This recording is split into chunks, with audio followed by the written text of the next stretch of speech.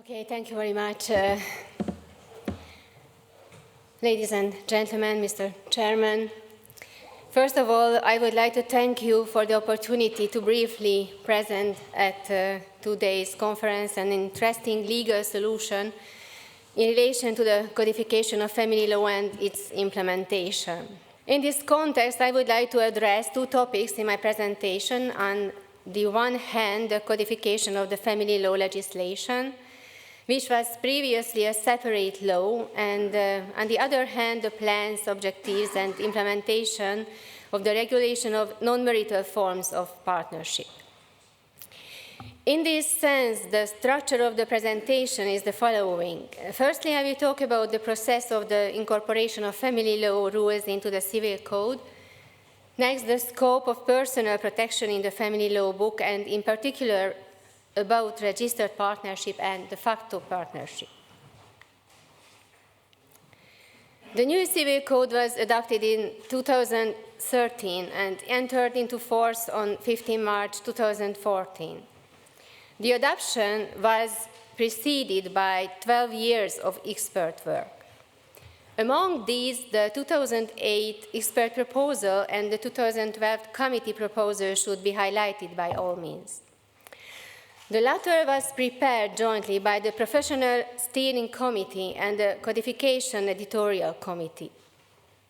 Among the codification tasks related to the family law legislation, it is necessary to mention the head of panel of the Curia, András Kőrös, who not only led the team with his sacrificial work, but also participated in the drafting of the legislative provisions.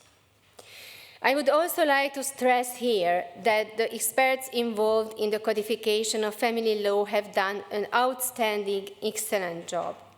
The new family law regulation provided a comprehensive response to the theoretical and practical problems that had arisen until then, taking into account both international guidelines and domestic judicial practice. In the complex social relations of everyday life, the protection of the rights of spouses, family members, and especially children required complex and detailed regulation. During the preparatory work on the codification of the new Civil Code, the following question was raised as a matter of principle. Should the fundamental rules of family law be included in the Civil Code, or should they appear outside the Civil Code in a separate law? The question was raised whether or not family law was part of civil law. On the one hand, there was no dispute about it earlier either that family law was traditionally an integral part of private law, since it is mostly persons with equal rights, spouses, partners, parents, children, who are in a relationship of codependence. On the other hand, several family law instruments are inseparably linked to classical areas of civil law. However, family law was previously regulated not by the Civil Code of 1959, but by a separate act, Act 4 of 1952 on marriage, family, and guardianship in a Family Law Act. Both in Hungarian jurisprudence and in legal practice, family law gradually became an independent field of law, separate from civil law, after the comprehensive codification of the Family Law Act. In the jurisprudence of some former socialist countries, there was also the view that family law, despite its special characteristics, should be included in civil law. But the independent legal status of family law was not questioned in Hungarian jurisprudence, at least not until the 1990s. Initially, at the time of the drafting of both the Family Law Act and the former Civil Code, the main feature that distinguished family law from civil law was that while civil law basically regulates property relations and only secondarily personal relations, the opposite is true for family law. It basically regulates personal relations and only secondarily property relations related to them.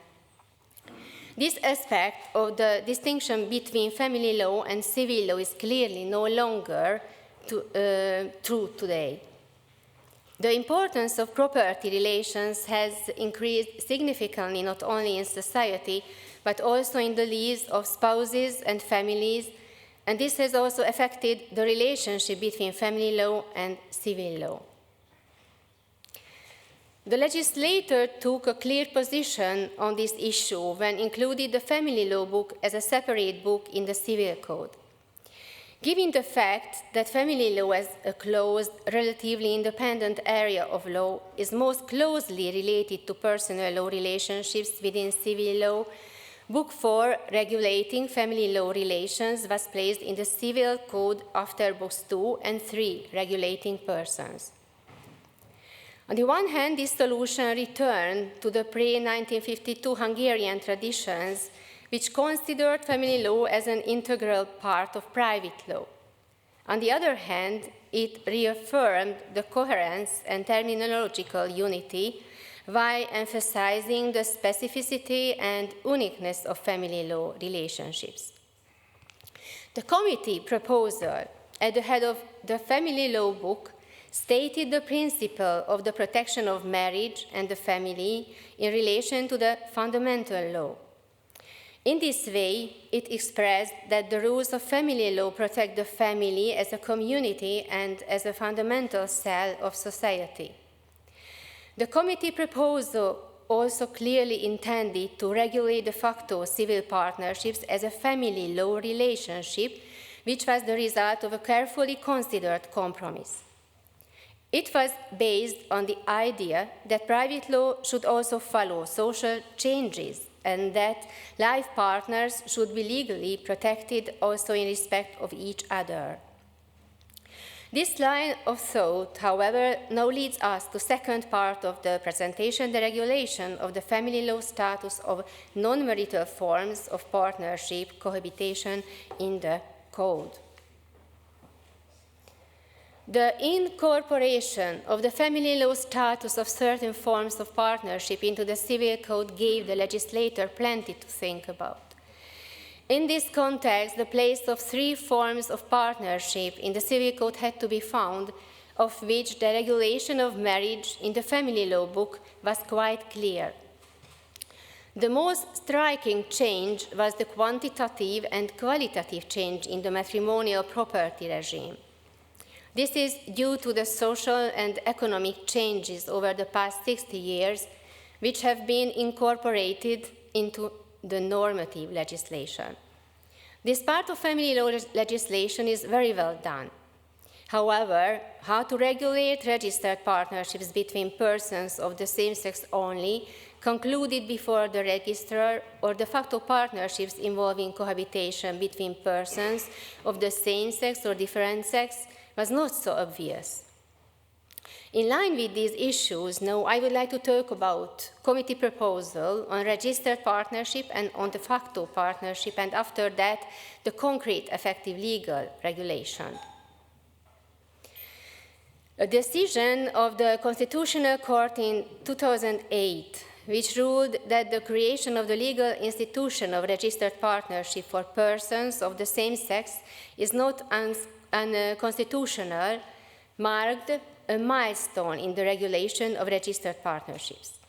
After and on the basis of the Constitutional Court's decision, Act 29 of 2009 on registered partnership was adopted, which is still in force.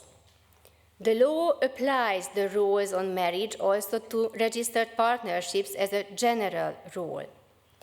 But they cannot bear their partner's name. Registered partnerships don't create a presumption of paternity. They cannot participate in assisted reproductive procedures together, and they cannot adopt a child together.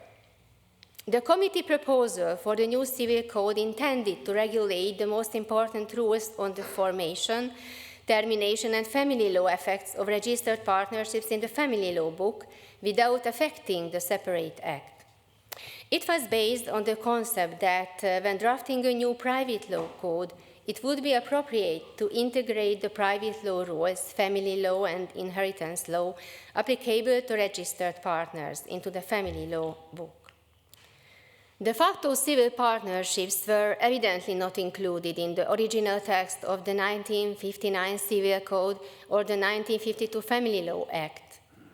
This form of partnership was first normatively regulated in 1977, however, not in the Family Law Act, but in the Civil Code in the Contract Law section under certain contracts, specifically as a specific form of civil law partnership. This halfway legal solution had the legal consequence that the state care provided by public law rules was extended to de facto life partners, but in private law relationships, life partners were not entitled to family law rights and were not subject to family law obligations.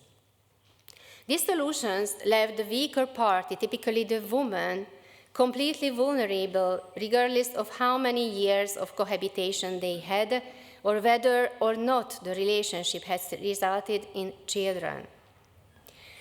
In the course of the expert work on the preparation of the new Civil Code, it became clear that this regulation doesn't correspond to the content of the civil partnership nor to its social acceptance. Although life partners don't wish to take on obligations of marriage, they typically live as spouses with their children or only the child of one of them, raising a family. Over the years, several decisions of the Constitutional Court have dealt with the status of de facto civil partnerships, and it was clearly stated that the constitutional protection of the family applies not only to the family based on marriage, but also to family life in the sociological sense. On this basis, the committee proposal laid down in the family law book the concept of de facto civil partnership based on actual cohabitation. However, the committee proposal didn't seek to give life partners the same supported status as spouses. In fact, the proposal only attached family law effects to civil partnerships that have lasted for at least 10 years or have resulted in the birth of a common child and the life partners living together at least for 1 year. One of the family law effects was the maintenance of the life partner, which could have been claimed by the former life partner after the termination of the civil partnership. The other important legal effect was to provide the former life partner with the right to residence, provided the conditions specified were met.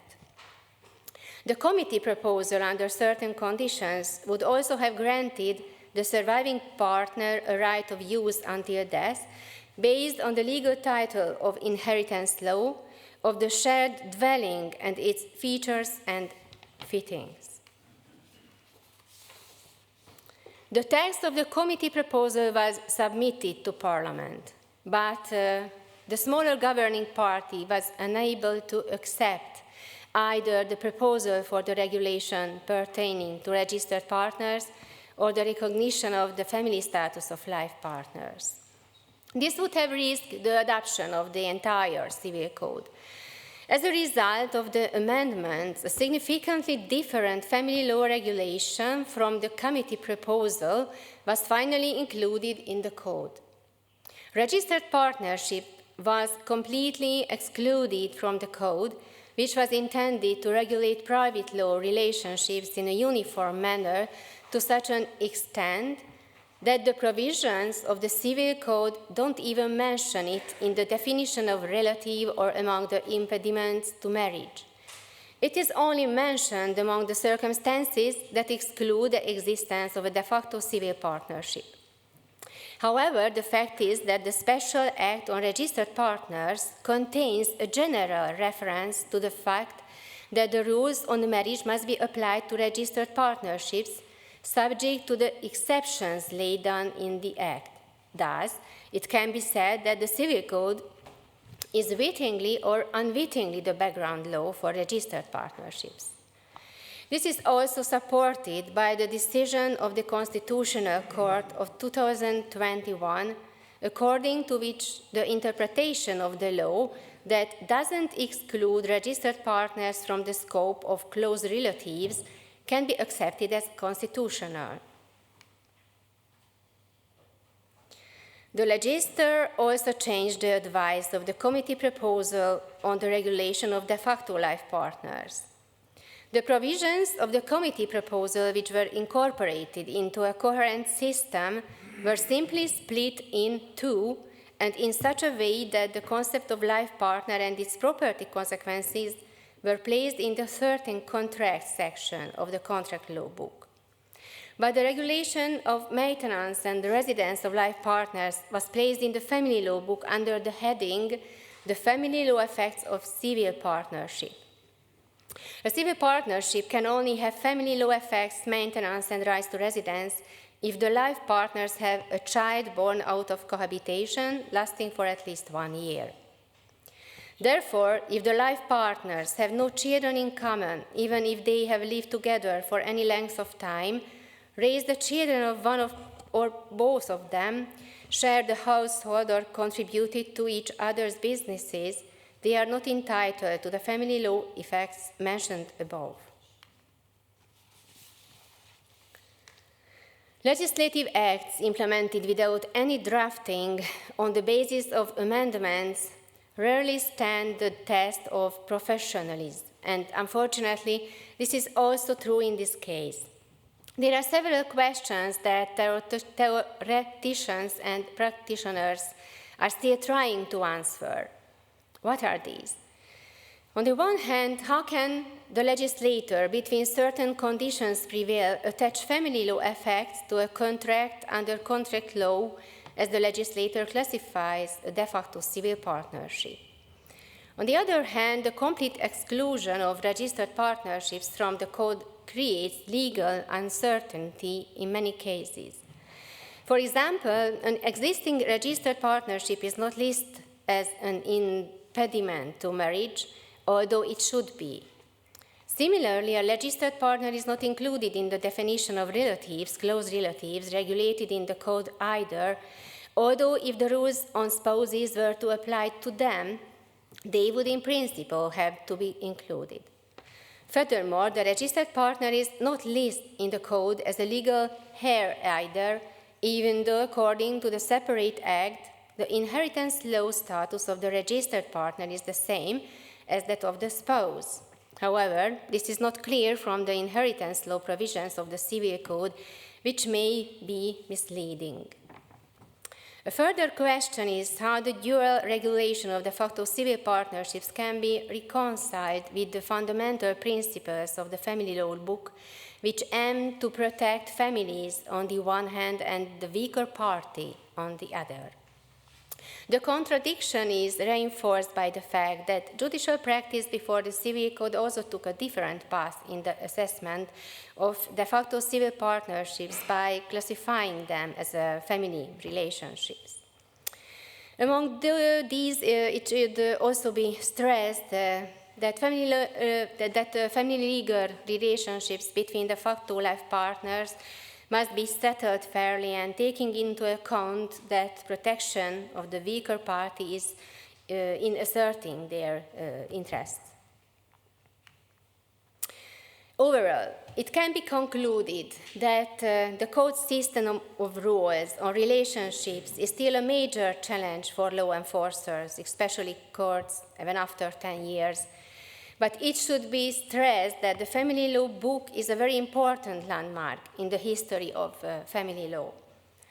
With this book on family law, the legislator has created the foundations of modern family law in Hungary, of which we can justly be proud. Thank you very much for your kind attention.